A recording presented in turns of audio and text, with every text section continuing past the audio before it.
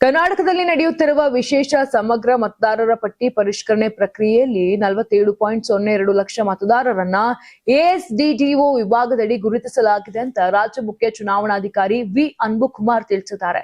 ಆದ್ರೆ ಈ ಎಲ್ಲ ಮತದಾರರ ಹೆಸರುಗಳನ್ನ ಅಂತಿಮವಾಗಿ ಶಾಶ್ವತವಾಗಿ ತೆಗೆದು ಹಾಕಲಾಗಿದೆ ಎಂಬ ಅರ್ಥವಲ್ಲ ಅಂತ ಸ್ಪಷ್ಟಪಡಿಸಿದ್ದಾರೆ. ಪತ್ರಿಕಾಗೋಷ್ಠಿಯಲ್ಲಿ ಮಾತನಾಡಿದಂತ ಅವರು, ಗೈರು ಹಾಜರಿರುವವರು, ಶಾಶ್ವತವಾಗಿ ಸ್ಥಳಾಂತರಗೊಂಡವರು, ಮೃತಪಟ್ಟವರು, ಒಂದಕ್ಕಿಂತ ಹೆಚ್ಚು ಕಡೆ ನೋಂದಣಿ ಹೊಂದಿರುವವರು ಹಾಗೂ ಇತರೆ ಎಂಬ 5 ವಿಭಾಗಗಳಲ್ಲಿ ಒಟ್ಟು 47.02 ಲಕ್ಷ ಮತದಾರರನ್ನ ಗುರುತಿಸಲಾಗಿದೆ ಅಂತ ಹೇಳಿದ್ರು. ಈ ಹೆಸರುಗಳು ಕರಡು ಮತದಾರರ ಪಟ್ಟಿಯಲ್ಲಿ ಇರೋದಿಲ್ಲ. ಆದ್ರೆ ಅರ್ಹ ಮತದಾರರು ಆಕ್ಷೇಪಣೆ ಸಲ್ಲಿಸಿ ಅಥವಾ ನಮೂನೆ 6 ಮೂಲಕ ಅರ್ಜಿ ಸಲ್ಲಿಸಿ ಮತ್ತೆ ಪಟ್ಟಿಗೆ ಸೇರ್ಪಡೆಯಾಗಲು ಅವಕಾಶ ಇದೆ ಅಂತ ತಿಳಿಸಿದ್ದಾರೆ. 2002ರ ಮತದಾರರ ಪಟ್ಟಿಯಲ್ಲಿ ವಿವರ ಸಿಗದಿದ್ರು ಕೂಡ ಆತಂಕ ಬೇಡ ಅಂತ ಮುಖ್ಯ ಚುನಾವಣಾಧಿಕಾರಿ ಸ್ಪಷ್ಟಪಡಿಸಿದ್ರು. ಅಂತಹ ಮತದಾರರು ತಮ್ಮ ವೈಯಕ್ತಿಕ ವಿವರಗಳನ್ನ ಭರ್ತಿ ಮಾಡಿ ಎಮ್ಯಾರೇಷನ್ ಫಾರ್ಮ್ ಅನ್ನ ಬಿಎಲ್ಒಗಳಿಗೆ ಸಲ್ಲಿಸಿದ್ರೆ ಅವರ ಹೆಸರನ್ನ ಆಗಸ್ಟ್ 8ರಂದು ಪ್ರಕಟವಾಗಲಿರುವ ಕರಡು ಮತದಾರರ ಪಟ್ಟಿಯಲ್ಲಿ ಸೇರಿಸಲಾಗುತ್ತದೆ ಅಂತ ಹೇಳಿದ್ದಾರೆ. ಈವರೆಗೆ 17.19 ಲಕ್ಷ ಮಂದಿ 2002ರ ಮ್ಯಾಪಿಂಗ್ ವಿವರಗಳಿಲ್ಲದೆ ಫಾರ್ಮ್ ಅನ್ನ ಸಲ್ಲಿಸಿದ್ದಾರೆ.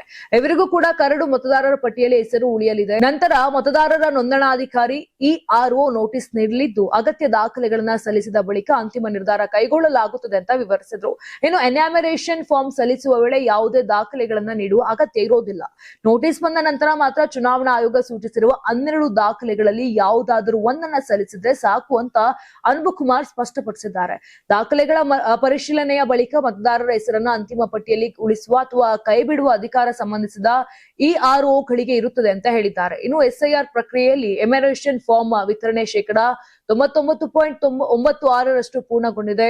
ಒಟ್ಟು 5.54 ಕೋಟಿ ಫಾರ್ಮ್ಗಳನ್ನ ಮತದಾರರಿಗೆ ವಿತರಿಸಲಾಗಿದ್ದು ಶೀಘ್ರದಲ್ಲೇ 100% ಗುರಿ ತಲುಪುವ ನಿರೀಕ್ಷೆ ಇದೆ ಅಂತ ಚುನಾವಣಾ ಆಯೋಗ ಮಾಹಿತಿಯನ್ನ ಕೊಟ್ಟಿದೆ. 47.02 ಲಕ್ಷ ಮತದಾರರನ್ನ ಎಎಸ್ಡಿಡಿಒ ವಿಭಾಗದಲ್ಲಿ ಗುರುತಿಸಲಾಗಿದ್ದರೂ ಅರ್ಹ ಮತದಾರರಿಗೆ ತಮ್ಮ ಹೆಸರನ್ನ ಮತ್ತೆ ಮತದಾರರ ಪಟ್ಟಿಯಲ್ಲಿ ಉಳಿಸಿಕೊಳ್ಳಲು ಸಂಪೂರ್ಣ ಅವಕಾಶ ಕೂಡ ಇದೆ. ಆದ್ರಿಂದ ಗೊಂದಲಕ್ಕೆ ಒಳಗಾಗದೆ ಚುನಾವಣಾ ಆಯೋಗದ ಸೂಚನೆಯಂತೆ ನಿಗದಿತ ಅವಧಿಯಲ್ಲಿ ಅಗತ್ಯ ಕ್ರಮ ಕೈಗೊಳ್ಳುವಂತೆ ಅಧಿಕಾರಿಗಳು ಮನವಿ ಕೂಡ ಮಾಡಿದ್ದಾರೆ.